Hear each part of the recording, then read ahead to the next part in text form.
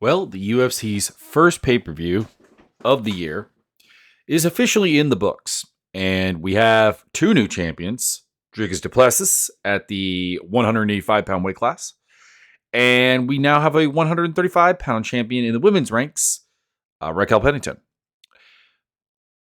Didn't have a great night in picks, so I don't know, maybe that sours me on the card, but the card was not great. And of course, comes with the whole Strickland show on top of that, which I do not enjoy. Neil Magny versus Mike Malott was disappointing. Chris Curtis versus Marc-Andre Barrio was probably the worst version of itself, like in terms of the quality of the fight. Arnold Allen versus Mozar Evelev was fine, but not great. I did enjoy Garrett Armfield versus Brad Katona on the undercard. That was pretty fun. Charles Jourdain versus Sean Woodson was a bit Ramon Tavares, pardon me, and Surrey City had a pretty good fight, actually. It was, it was a good action fight, probably fight of the night, I think. Let's see. I don't know. They gave it to Plessis and Strickland. That would have been my second pick. Jillian Robertson and Pollyanna Viana. Good win for Robertson. Sam Patterson had a pretty solid outing, but it kind of was more about Johan Leonis's lack of skills.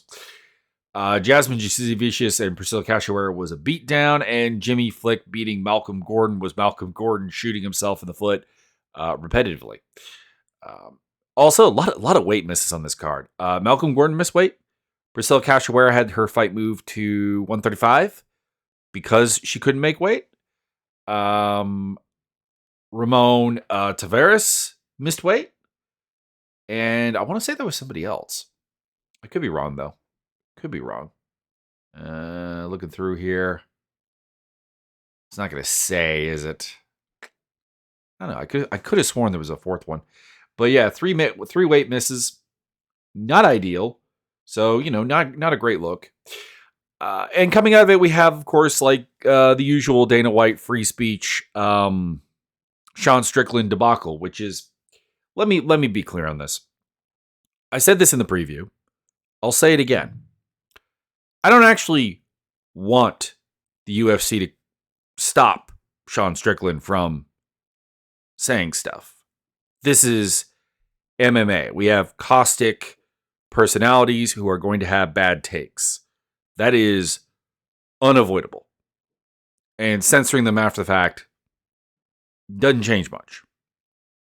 At all. So I don't want it changed. I, however, would like it if the justification stopped being, well, we're just free speech absolutists. We believe that much in free speech that a fighter can say whatever. Because that's not true. We know the UFC has silenced people on various topics. They fined Nate Diaz for similar homophobic behavior. They cut Miguel Torres for the rape van joke. They have silenced people who have complained about fighter pay. They were pretty draconian in warning fighters not to talk about the Ukraine war. There has been editing around things about Palestine in terms of the stuff that they put up on for consumption. If you look up certain Fight Pass fights, like you go into Fight Pass and you go back and research, they will sometimes just cut the post fight. And to be clear, almost all of the ones that talk about Palestine have that treatment. So they are quite capable, quite willing, and have a history of, in putting rules on what is allowed to be discussed. So every time they try to distance, no, we don't believe in that. You do. Why do we have to go through the bullshit? I'm not even asking for it to stop. This is the thing. I am not annoyed with the UFC about Sean Strickland being who he is. I am not annoyed at Sean Strickland even for being who he is. I'm annoyed at the fans who love it. Hey, that is what it is. Anyways, as for the actual main event itself, Duplessis versus Strickland. I scored it for Strickland. I think he wins rounds 1 and 5 unquestionably. Like if we, I hate it when I have to, bring out the stat sheet. But like anytime there's controversy, we got to talk about it. 34-18 in the first round and significant strikes. 53-35 in the fifth round. Those are very clear. Yes, DDP got 2 takedowns in the first round. Didn't really lead to anything. 28 seconds of top control. Really, all of his takedowns didn't lead to much. He had 6 takedowns in this fight. Went 6 for 11. 2 minutes and 8 seconds of top control. There's not much to talk about there. There's no submission attempts. Wasn't even really any significant ground and pound. No significant control time. It's basically not there. This is essentially a striking battle. And like I said, in the first and the fifth round, Strickland landed far more. Landed the cleaner shots. Particularly in the first round, DDP's like 18 strikes they credit him with. Not a lot of clean strikes. Wasn't finding his range. Wasn't comfortable. Wasn't making things work. The seed of ideas were there, but the effect of them, the impact of them were not. Second and third round are toss-ups, honestly. Looking at the strikes again, 26-22 Duplessis in the second round, 26-26 if you're looking at total strikes. I don't really trust the significant strikes there because they're if you're telling me all of DDP's strikes in the second round were significant, I disagree because there were strikes that were clearly blocked, parried, absorbed through other means that did not land clean. And to me, that's not a significant strike, but whatever. It was close. I could see it. Somebody on Twitter was arguing with me like substantially about like how the takedown that DDP got in the second round won the round. Why? It was 22 seconds of top control. No damage. What year are we living in? Third round, Strickland outlanded DDP a little bit, but this was when DDP started to damage him. I think this is where he busted the eye up of Strickland, so the visible damage was done, I think, here. And also, this was where DDP started to do 3-punch blitzes. So he would have the first punch, would land a little bit short, like a lot of them have been, but he was starting to actually like follow it up with like, so he would, miss, and then bang, bang, the second and third punch would start to land. They had a lot of power. Just look at how DDP throws his punches. There's obviously more power on them than Sean Strickland's. Man throws his whole body into these. I have no idea how he doesn't get completely exhausted after like one round of doing it. But hey, it is what it is. Fourth round was definitely DDP's. He outlanded him. He actually got outlanded in the round, surprisingly enough. But he had the most of his control in that round. He had half of his takedowns, 3 of them, minute 18 on top. Did something with the on top time where he would actually land some decent ground and pound. There was no real super effective grappling, but he did get the job done there. And then, like I said, the fifth round went to Strickland. So 3-2 DDP. I don't have a problem with it. 2, 3, 4. 1 and 5 have to go to Strickland. 4 has to go to DDP. If you think Strickland won, I'm with you. I scored 1, 2, and 5 for Strickland. On a rewatch, I think I might swap 2 and 3, but like 2 and 3 are either way. You could go theoretically 4-1 for Strickland, and it wouldn't be a wrong scorecard. What were the scores here? Let's dig up here. So Derek Cleary gave 1 and 5 to Strickland, perfectly fine. Eric Clone gave same. So Eric Clone, Derek Cleary, they were the Strickland crew. And Sal D'Amato gave 2 and 4 to Duplessis. So the difference is round 3. D'Amato gave round 3 to Strickland. Clone and Cleary gave round 3 to DDP. There's a lot of discussion about robbery and so on. I don't really see how. I think really, honestly, the only controversy of this fight should be, did you think it was good or not? Really? Don't get me wrong. I mean, you could definitely... I think Strickland won the fight. I stand here, sit here, talking about how Strickland won the fight. So, I mean, obviously, you can believe that. But, like, in terms of robberies, undefensible decisions. This is not one of them. Anyways, what's next? Strickland versus... Man, I had a hard time coming up with a great one, but like Khamzat Chimaev makes a lot of sense. The UFC is still wanting to push Khamzat. They're still wanting to push Strickland. That could be a big fight, like a massive one. And DDP versus Izzy seems like the only title fight that they're discussing, even though you could argue that given Jared Cannonier beat Sean Strickland, had a very impressive appearance against Marvin Vettori, it should be him. But obviously, the Izzy versus DDP fight is too good of an offer to pass up on, like, for promotional purposes. So, like, that is what I would do. They are talking about doing a show in South Africa. I doubt it'll happen.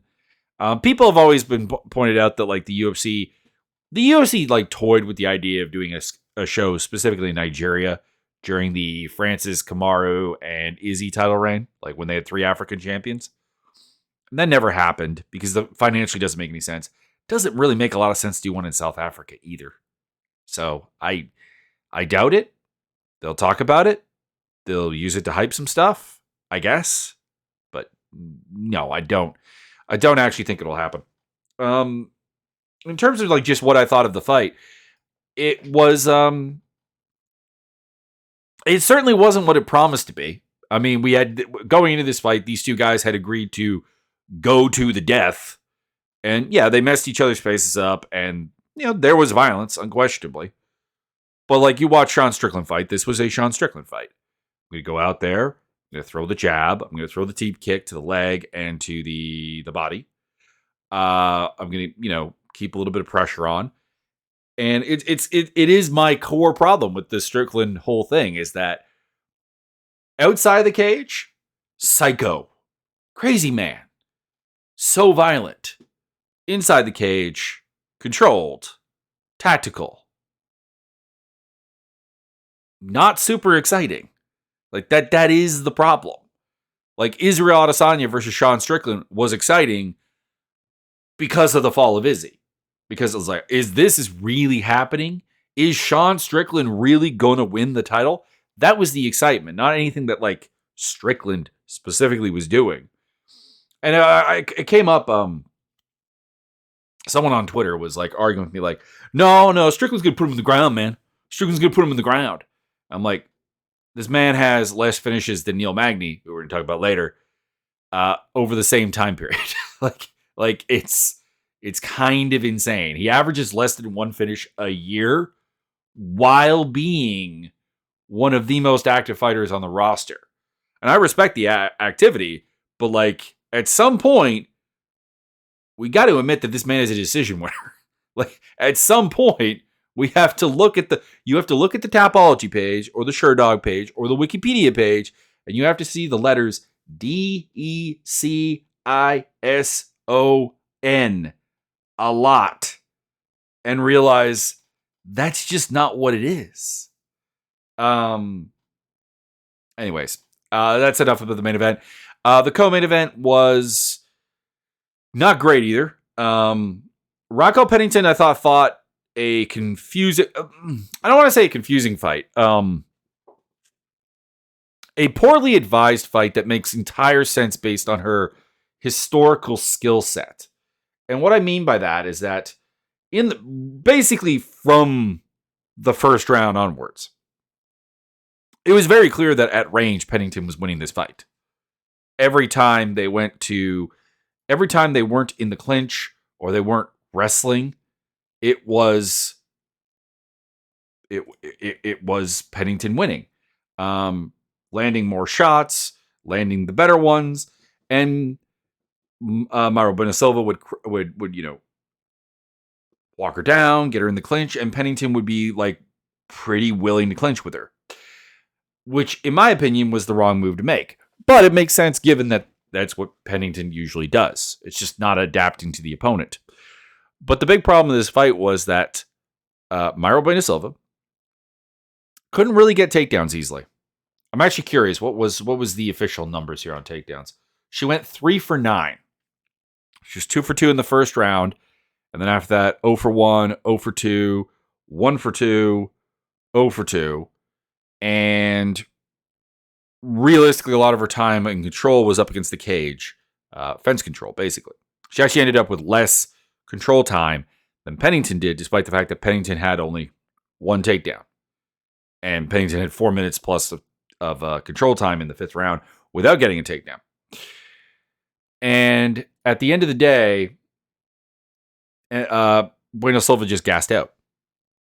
That's basically what it comes down to. I mean, it is the core problem with putting someone in a main event of a or a co-main event, in this case, a pay-per-view, but a 5-round fight for the title. They've never gone 5 rounds. They've been booked 5 rounds, I think, once. The Holly Holm fight was a 5-rounder, but it came to a relatively quick end in the 2nd round, 38 seconds in. So you had 5 minutes, 38 seconds. You had about 10. She's been to decision once against Yanan Wu, but that's someone she could just overpower. She went to decision with Montana Del Rosa, got tired in that fight as well. We kind of chopped that up to cutting down to 125. But like that was kind of the problem, is you're asking someone to go out there and fight someone incredibly durable for 5 rounds and not get tired. And I picked Mayra Bueno Silva because I was like, you know what? I'm going to take that leap of faith. I did that a lot on this card, and it didn't work out. I'm going to take a leap of faith that says that she is going to be ready to do this, and that her physical advantages are going to be far too much for Pennington to deal with. And that ended up not being the case because I gave Pennington round 2 through 5. I could see giving the 2nd round, I guess, to Bueno Silva. I'm kind of curious here. Yeah, none of them did. Also, what was the 10-8 round? One of the judges, Salim Hanif, yeah, he gave it 10-8 in the 5th round, which I don't really agree with. There wasn't really enough damage. Don't get me wrong; it was a one-sided round, but like the way Pennington fights just doesn't. It's not conducive to a 10-8 round. It's too lacking in venom, lacking in danger, I guess would be the word. So, disagree with that. But yeah, Pennington took over and just kind of won down the stretch. And it's not good for the division because, like it or not, Pennington doesn't separate it from its past. And that's what this division needs to have happen for it, is to get away from its past at some point, to move into a new generation and not a generation that lost a really one-sided beatdown to Amanda Nunes and lost to Holly Holm twice and lost to Jermaine Durandamine. These are not losses to be ashamed of. Not at all. Raquel Pennington has had a fantastic career. It has been better than anyone ever expected when she was on The Ultimate Fighter. Straight up. I don't think you could go back in time and ask anyone watching that show back in the day, is Raquel Pennington going to be the champion of this group? It would have been comical. But here we are. But it is bad for the division, and like there were people who are like, not just anti-women's MMA people asking for the division to just get killed. So it's not great. I would give it time. There's no reason to assume 135 cannot become very, very good. It's not like men's heavyweight, which is, and again, I'm not advocating for that to get shut down either, but like men's heavyweight is always going to struggle because people who are athletic of that size are in demand elsewhere. That's all there is to it. And you're always going to struggle to find like a core of fighters that are going to do really, really well. Like every extent of its iterations, there's always been like a very above elite class at heavyweight that isn't at other divisions. And 135 had that with Amanda Nunes. But I don't believe that actually has to be that way. They just have to actually build the division, promote it, book it, look for it. This is the thing that like everyone kind of like I think misses, is that when the UFC promotes something, it inspires actual people to go and do it. Like when the UFC started doing women's MMA, the number of people that picked up women's MMA at that point, not even necessarily young people, like people in their 20s, people even in their 30s, was huge. It exploded. You need to replicate that. Next opponent's Pennington versus Pena is the only thing to do. And I've got Mayra Bueno Silva against Ketlin Vieira. Neil Magny versus Mike Malott was Mike Malott styling on him for 2 rounds, doing a really good job of not really clinching with him. Like there was clinching, but he was using takedowns to break the clinch. He was breaking the clinch and landing shots, landing leg kicks, which saw Magny limping pretty good, showing some good outside work. Still not phenomenal, but it kind of reminded me that like people were like, Neil Magny's done because he got beat up by Ian Gary. It's like, it's just not his game. And then, yeah, we come around to the 3rd round. Malott goes for a takedown, gets mount, beautiful, looks for the guillotine, gives up position. Magny is super tough. Magny is super hard to finish if you're not an absolute cream of the crop grappler, which Magny is not. Magny ends up on top. Even slammed Malott to get there. Malott goes for a leg lock. Doesn't work. Scramble. Malott looks tired. Magny's on top. Magny starts throwing. Magny gets the mount. Magny starts beating on him. And eventually the referee has to step in and stop the fight. Neil Magny does it again. This super hard to put away, super durable guy who is uncomfortable to strike with most of the time, does it again. And I should have gone with my gut. This was one of a couple of fights that I like let myself maybe get a little patriotic on. Because like when I was looking at this card the first time and it was Magny versus Malott, I'm like, ooh, that sounds exactly like the type of fight Neil Magny wins. And then I was also thinking about that with Chris Curtis and Marc-Andre Barrio. And then I was watching some footage and was like, Curtis looks a little faded and Barrio looks good. I overrated that too. We'll talk about that fight in a second. And then there was a 3rd fight, Jordan versus Woodson, where I was worried. I convinced myself the height would not be a problem. And it was. I have no idea what you do with Neil Magny. I don't know. He's been the prospect killer kind of guy, the welcome to the big show. And if you don't have cardio and you don't have a solid like way of actually beating him and avoiding his game, he beats you. And if you do, you beat him. It makes like matchmaking for him like really uninteresting. I've got like maybe Michael Morales as a guy. I don't know. Mike Malott and Jake Matthews might be fun. You could do that. Chris Curtis and Marc-Andre Barrio. Wasn't really feeling this fight really at all throughout. I'm kind of curious. I imagine that the box score is like 120 to or 140 to 122 strikes landed. Significant strikes.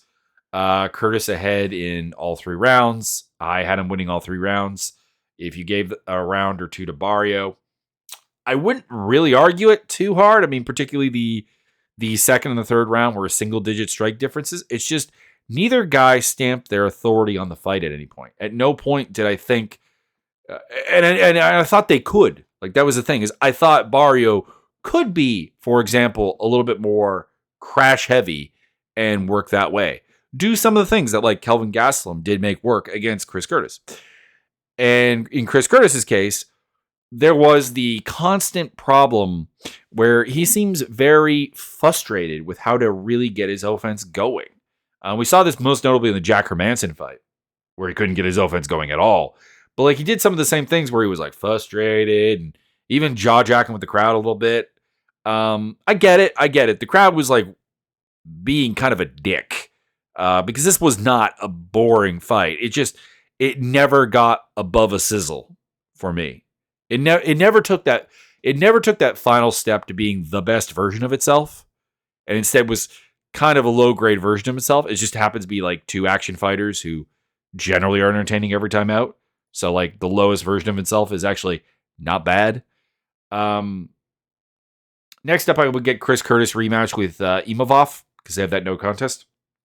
Of course, it would require Imavov losing to Roman Dolidze because if he beats Dolidze, he's not fighting Chris Curtis. That's all there is to it. If that fails, you could do the winner of Roman Kopylov versus Anthony Fluffy Hernandez. Barrio, I would love a fight with Ikram Alaskarov, who recently lost his fight. I think he was going to fight Fluffy, and now it's Kopylov. That would be what I would do.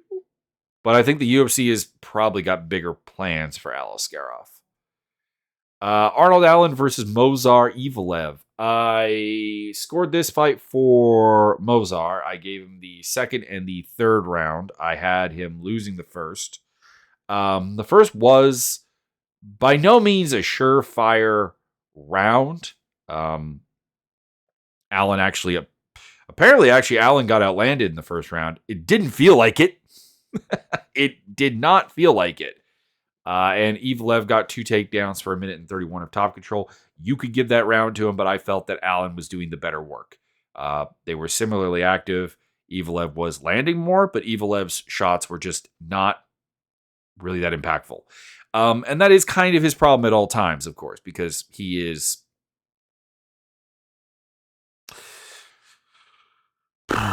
he is a bit of a pillow-fisted guy.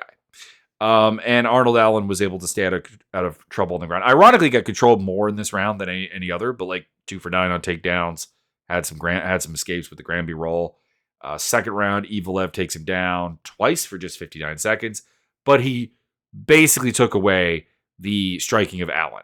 Allen became pretty low, not necessarily super low output, but like comparatively low output. It was the only round that Evelev threw more than him. Evelev also landed a cool jumping knee in that round. He had him hurt, I thought,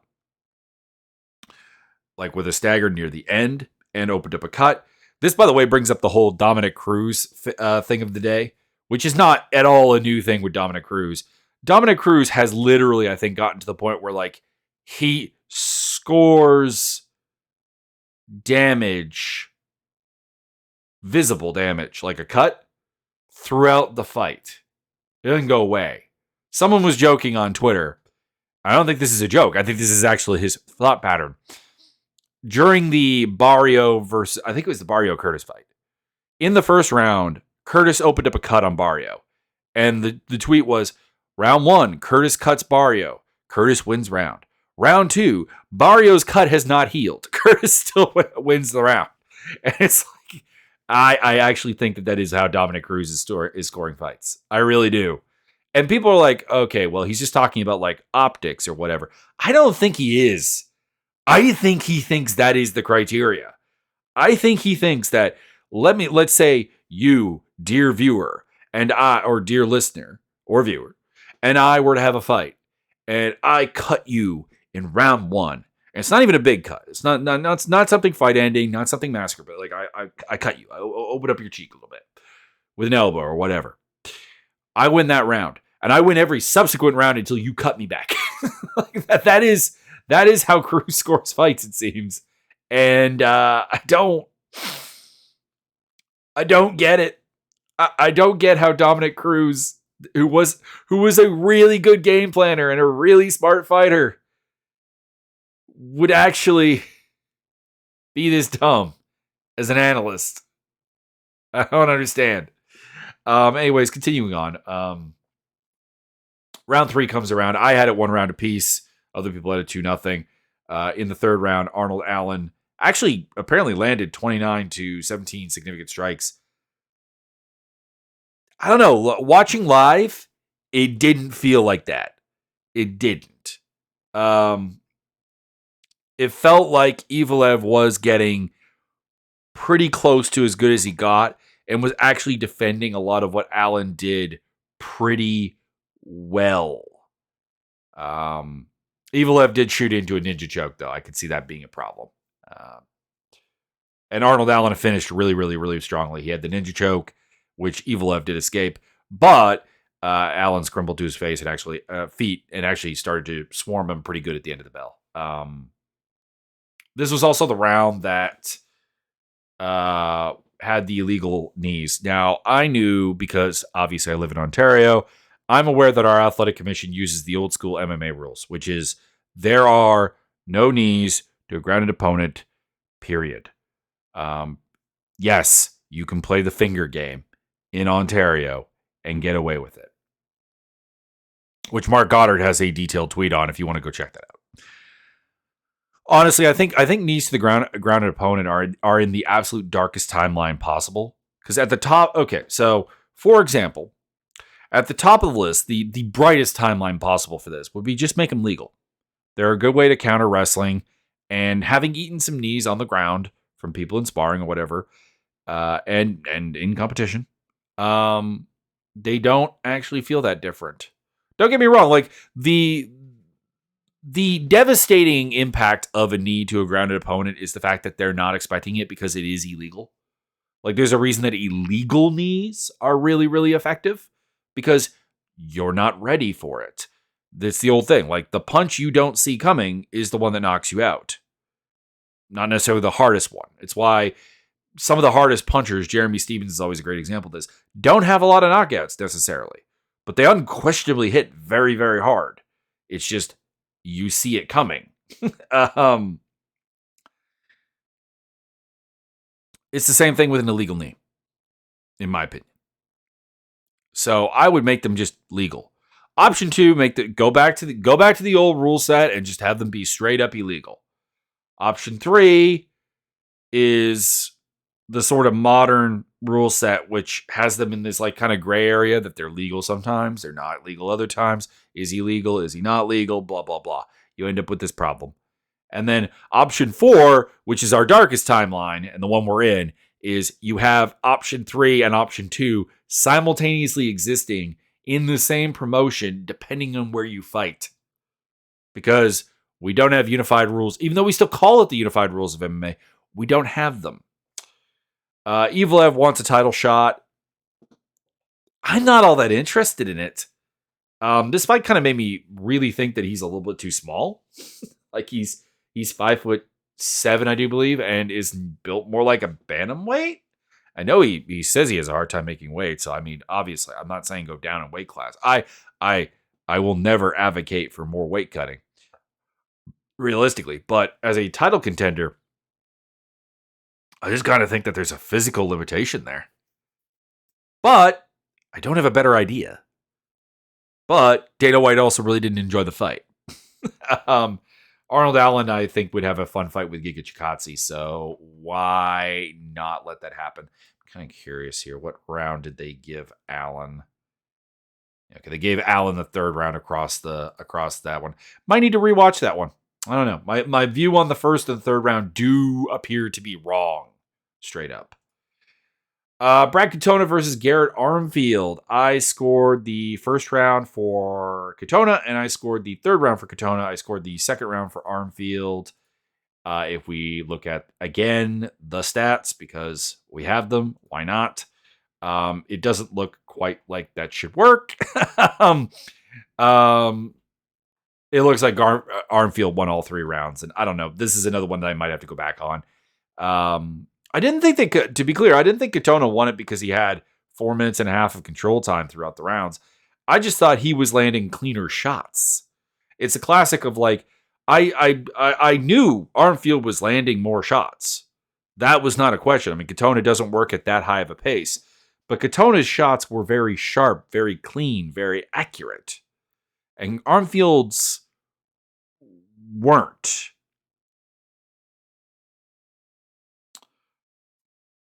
But maybe I was just horrendously wrong. I don't know. It's just a fight that I seem to have a completely wrong take on. Armfield, I've got against Tony Gravely. Katona, I've got against Dan Argueta. Those will be fun fights. I don't have much to say about the fight. Like, it's not that it was bad. It's just that I can kind of sum it up in that idea that like Armfield was working harder. And Katona, I thought, was working smarter. I thought Katona was doing more with the strikes he landed than Armfield was. That's it. That's the dynamic for 15 minutes. Charles Jourdain versus Sean Woodson. I think I did score this for Jourdain. I'm kind of interested here. I always chronically underrate what Sean Woodson is doing.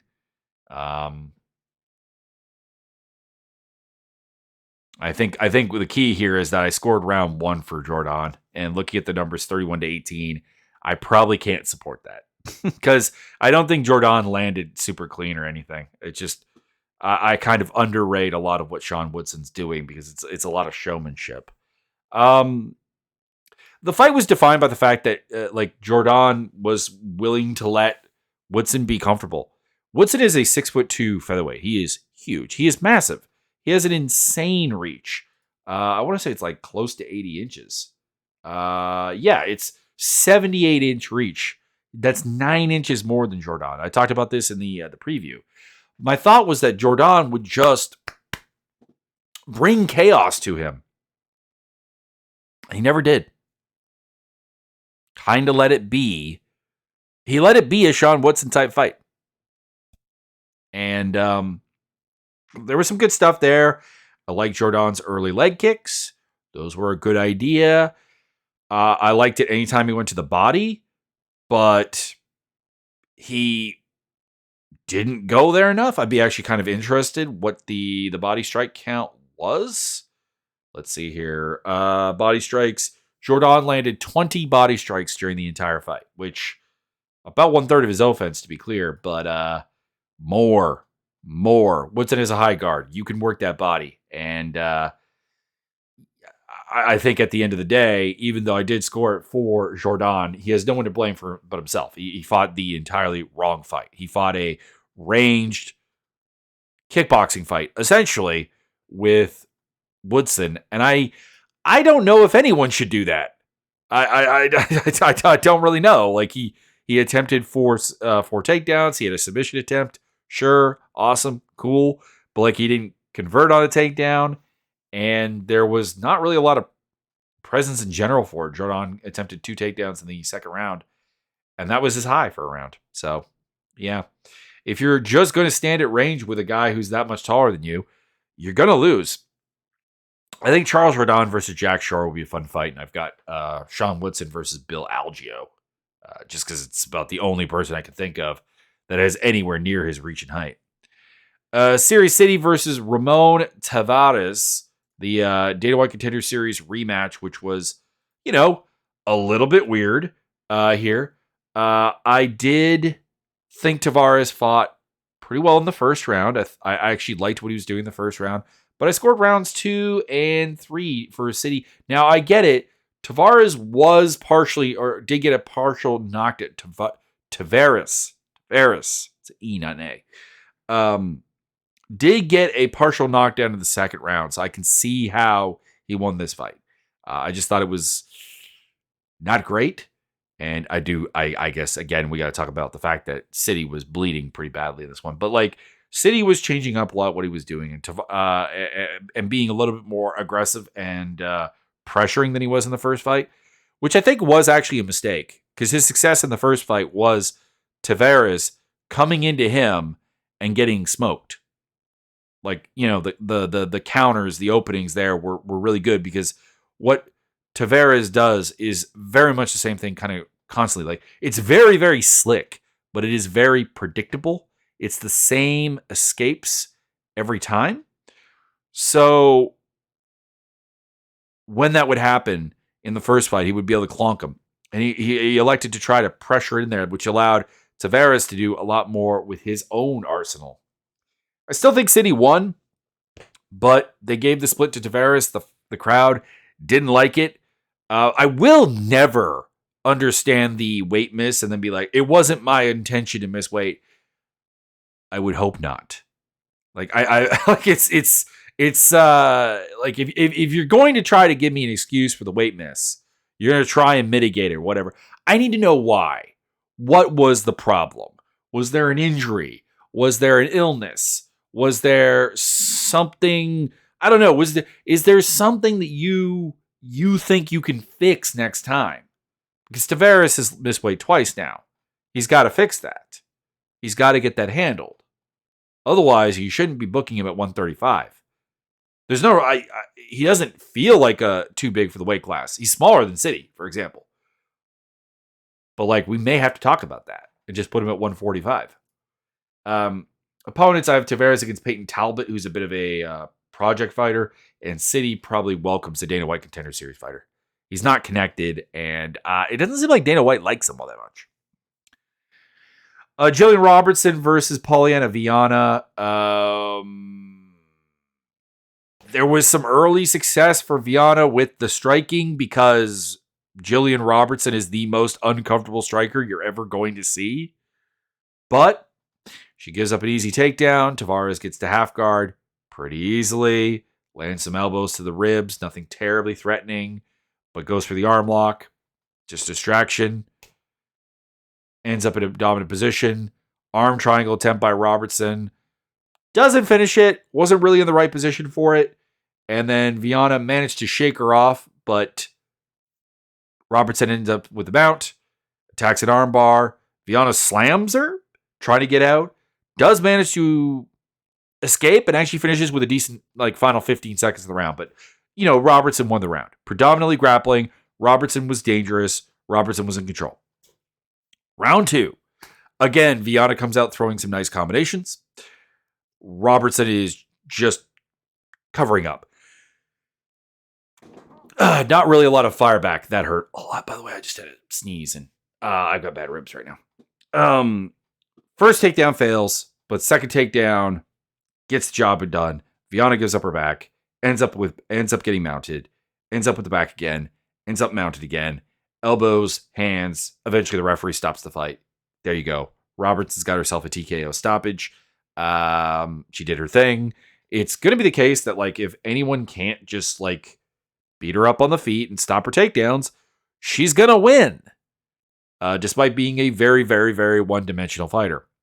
I've got her against Karolina Kowalkiewicz next. I've got Viana against Denise Gomes. Johan Leones basically gave up a really, really easy takedown by clinching with Patterson, got his back taken, and got rear naked choked.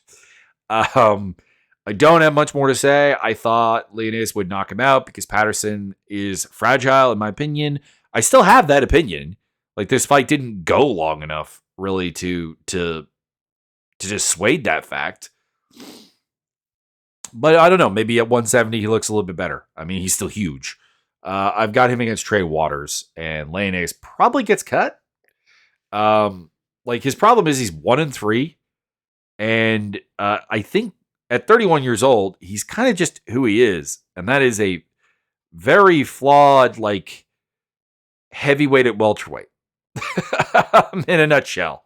And I don't think that works. You could put him in there with someone like Billy Goff, who the UFC likes, but I don't think is actually very good. And Goff will probably beat him. But I don't know. I don't really know if there's really much. And I say cut because 4 fights has been the Dana White Contender Series, stable for a while. I don't know if it's changed. And this was Leones' 4th fight off of Contender Series, where he beat Justin Burleson. He's lost to Gabe Green. He beat Darian Weeks in a very competitive fight, and then lost to Mike Malott and now Patterson. There's just very, very large gaps in his game. I don't have much to say about the Priscilla Cachoeira Jasmine Jasudavicius fight other than, my lord, did Jasmine Jasudavicius lay a beat down on Cachoeira. Cachoeira could not stop the takedown, could not be super aggressive on the feet, even necessarily. She had my first note here is Cachoeira lands a nice jab early, and that's the last positive thing I have to say about her in this fight. Jasudavicius took her down, dominated her on the ground, got a 10-7 from one of the judges. Outlanded her. Hang on. No. This is one of those cases where I think the numbers cannot lie. Are you ready for this? The striking totals from this fight were 93-24 in terms of significant strikes. 326-26 in terms of overall strikes. By the way, she only threw 398. So this is going to impact her career stats for a long time. It was bad. And like, this was a fight that got moved up in weight class because Cachoeira was like, yeah, I can't make the weight. Cachoeira has blown the weight twice before. She's amazingly only 4-6. Like, looking at her record, it's actually not terrible. It's like 4-6. Yeah, it's not bad on paper. But like, all of her losses are terrible. And like, she fights dirty. She fouls. She has all kinds of baggage outside of the UFC because she has a positive drug test failure. She also has been accused of using other drugs by her former significant other. She had a domestic violence accusation in Brazil. She's had some interesting things to say about referees, like not just letting fighters die. What does this woman know on Dana White, and where can I get the information? Because there's something. Jazz Divigius could have a lot of fights that are interesting. I was looking at Melissa Gatto initially, but Gatto's on a 2-fight losing streak, so that doesn't make any sense. There were a couple of others that were coming off of losses that also didn't make any sense. So maybe do like something like JJ Aldrich. Like I said, Cachoeira, get her out of here. I'm not interested. Malcolm Gordon versus Jimmy Flick. Gordon dominated the first round, but was dumb because he was willing to, grapple with Flick and get stuck in a triangle choke. And Gordon does escape, does land some punches and elbows, but like, the striking would have been a safer option. Like the beginnings of the striking exchanges looked like almost like Viana versus Cachoeira. Not Cachoeira, Viana versus Robertson. That's how kind of one-sided they were. And it's just, instead of continuing that, Gordon took him to the ground. And then in the second round, Gordon's doing really, really well. Overthrows, ends up getting taken down. Flick gets top control, gets an arm triangle, gets a tap out. It was a fight that I had no real hype coming in, and I have no real hype coming out of it because Gordon took his gloves off, and I hope he does retire. He's 33 years old. Making 125 is clearly very, very difficult for him at this point. He missed weight here. He had a very scary bit where, like, apparently, like, parts of his, like, liver, I think it was, were being liquefied. Like, don't do that. Don't stop. And at 135, I think he would just get knocked out. So, like, there's no point. So I do hope he did retire. I'm not going to tell a fighter to retire, but the idea that, like, he can exist at a UFC level isn't there. And, like, I have the same problem with Jimmy Flick, but Flick wins, gets his thing, gets it done, and I don't know, we'll probably fight someone like Hyun Sung Park or something like that, because that was about the only thing I could find that was, like, particularly fitting. I don't know what to do with Flick. He is a tricky grappler. Like, I'll give him this. Like, there is something he does very, very well.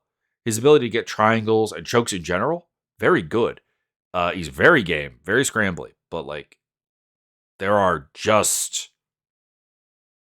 no physical tools there for him to work with. Anyways, I'll be back on Thursday, unless something happens. The apartment I live in is going to be getting a new furnace, and I think it's going to be tomorrow, but, like, I have no idea. So I don't know. That might throw the schedule off. But I am aiming for Thursday. Be back for predictions for the next UFC card. What is on this upcoming UFC card? UFC Fight Night. There it is. Oh, it's Dolidze versus Imavov. Hanano Makano, Drew Dober. That's fun. Vivi Araujo, not Natalie Silva. That's fun. Kizria versus Muradath. It's a bad use of matchup. Oh, this is the one with Urbina versus Radke on the main card. I don't understand that. Anyone who has an idea of, like, why Gilbert Urbina and Charlie Radke are fighting on the main card, please let me know. I'm not interested in either one of them. Like, Urbina is 27 years old, so, like, I guess he's still technically a prospect, but, like, he lost convincingly to Brian Battle. He beat Orion Koshi, who's not good. And in Radke's case, he had the win over Blood Diamond that was just absolute dreck. Randy Brown versus Muslim Salikov, and on the prelims, you have Thomas Peterson versus Jamal Pogues, Juliana Stolyarenko versus Luana Carolina, Blake Builder versus Young Lee, Markel Medeiros, I don't think I know him, versus Landon Quinones, Molly McCann versus Diana Belbita, which I hate to say probably could have been on the main card, but like what I probably would have put on the main card is Charles Johnson versus Azat Maxim. That is the one. 125 is a division you're trying to grow, you're trying to do things with. Putting an absolutely terrible 170 fight is not appreciated. I think the Natalie Silva fight was also not initially on the main card. So let's fix that. Thembergrino versus Pete Rodriguez rounds off the card. Not very good. But, it's got an interesting main event. It's got an interesting co-main event. It's got an interesting third fight on the night. There are 3 really interesting fights here. And Johnson versus Maxim should also be fun as well. Molly McCann and Belbita will be it'll be a thing. It's listed here at flyweight, which is weird. Belbita's 115, and McCann was talking about going down to 115. So I don't quite follow why that would be. Social medias are in the description, as well as a link to the Discord where we do the fight simulator. And if you are a gaming nerd, there is a Twitch channel and all that good stuff. So I hope you enjoyed, and I'll see you next time.